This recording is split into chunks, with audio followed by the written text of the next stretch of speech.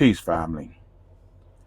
There's this video going around where this veteran is talking about how he's calling for unity between the Democrats and Republicans because he wants to address the problems that he's seeing now in Donald Trump. He realized that Donald Trump, once he take office, is going to remove $100 billion from the funds that they use to pay for the benefits of wounded and disabled veterans. And he wanted to address it. But before I get into that, let me say this. I wish to God, and I really do, that people will stop trying to say that this victory that Donald Trump had anything to do with the cost of milk, bacon, eggs, and gasoline. It had nothing to do with that. There's no way on earth that you're going to sit up and tell me that if your focus on this election was the cost of groceries and gasoline, that you would vote for a person like Donald Trump, a person who has filed bankruptcy 6 times dealing with his own finances,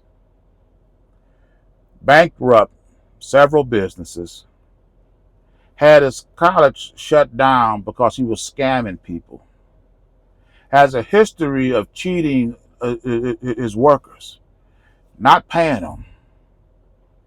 You're not going to sit up and tell me that you're going to overlook all these character flaws associated with Donald Trump and then vote for this guy to lower the cost of groceries and gasoline. You mean to tell me that there was not one political candidate on the right-hand side of this political aisle that you couldn't find with a better moral, a better ethical, a better business mindset than Donald Trump? Donald Trump's victory had one thing in common with Donald Trump and the people. It was the continuation of the racist ways and practices of this country. Donald Trump was rich and white. Kamala Harris was black and female. That was the main motivating. The cost of milk, bacon, and eggs had absolutely nothing to do with this election. Do you know what it would take for a person like myself to vote for a person like Donald Trump to handle the economy? This would have to be some type of event that was consistent to the Matrix, where there's some nuclear attack or whatever, apocalyptic event, and you had pockets of society, human beings scattered all over the place trying to reassemble a way of life. And Donald Trump had to be one of the last, if not the last, person with any type of business sense. That's the only way I can see myself voting for this guy. And even then, I'd be reluctant. Like I said, this election and his victory had nothing to do with the cost of groceries, but it had everything to do with the continuing racist ways of this country.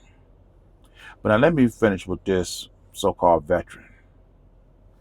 When y'all voted Donald Trump in office, did you ever challenge him on his agenda, what his goals were, what his end game is, how is he going to logistically achieve his accomplishments?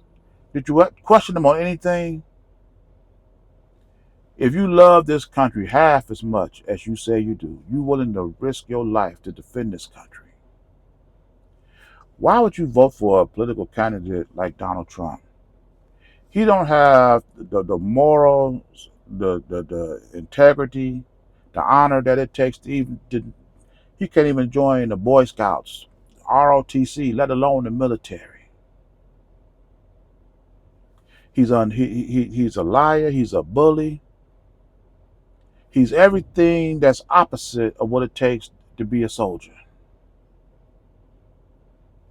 Why would you vote for a political candidate whose morals couldn't even get him to be in the military, but you still voted for him to be commander-in-chief, to be in charge of the military?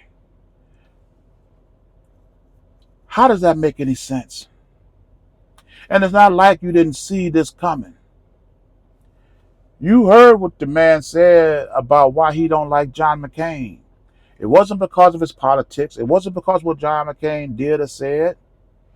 It was simply because John McCain was captured. And Donald Trump said he don't like nobody that was captured. Well, if Donald Trump don't have any sympathy for captured veterans, what sympathy could you possibly think that he would have for the wounded and handicapped veterans? And you voted this guy to oversee the veterans. You put him in position. And now you want to have unity to get him. This unity should have came to keep him from getting there in the first place.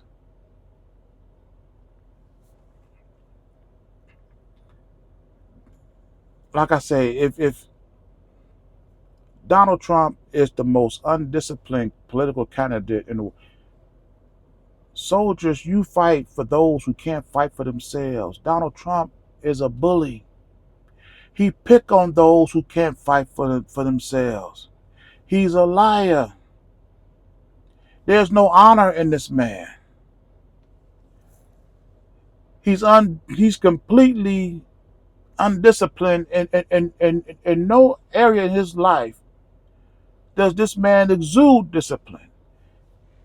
He's a he done five. Do you know how undisciplined you have to be financially to file bankruptcy 6 times? Do you know how undisciplined you have to be to bankrupt several businesses? Do you know how undisciplined you have to be morally to have be made 3 times, to cheat on every wife, have children outside the wife, outside the marriage, and have no regret, no remorse? And this is the person that y'all voted in office? And see, you made every excuse that you had to continue supporting him.